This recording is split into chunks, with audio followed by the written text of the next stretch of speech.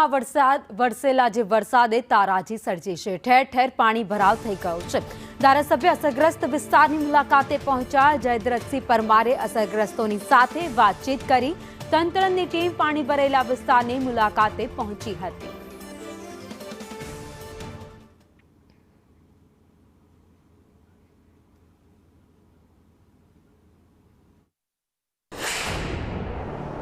હાલોલ में वहेली सवारथी 12 मेघ खांगा थया छे अने हालोल में सर्वत्र पाणी ज पाणी एक रीते कही शकाय तो हालोल जलमग्न थई गयुं छे। त्यारे हालोलना धारासभ्य शहेरनी मुलाकाते छे जे पाणी भराया छे त्याने निकाल करवानी व्यवस्था करी रह्या छे।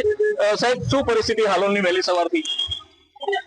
गई काले रात्रे 8 वाग्या पछी लगभग सवारे 10 वाग्या सुधी 9 साढ़ा 9 इंच जेटलो वरसाद अहींया घड़ी हालोल में पड्यो छे અને 10 વાગ્યા પછી અત્યાર સુધી જે પડ્યો એ અલગ।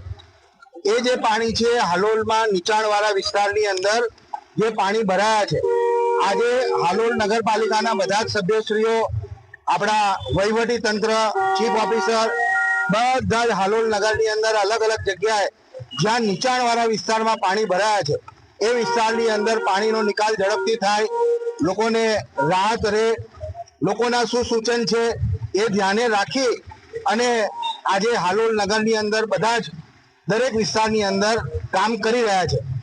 જે પ્રી મોન્સૂનની કામગીરી છે એ પણ નગરપાલિકાએ ખૂબ સમયસર ચોમાસા પહેલા જ એ કામગીરી બી પૂરી કરી કે રેકડીની અંદર જે પાઇપો દબાઈ હતી અને એ પાઇપો કાઢી અને રેકડીની અંદર કોતરની અંદર પાણીના નિકાલ, હાલોલના પાણીના નિકાલ માટે જગ્યા વધારે મળે એ કામ બી સમયસર પૂરું કર્યું છે।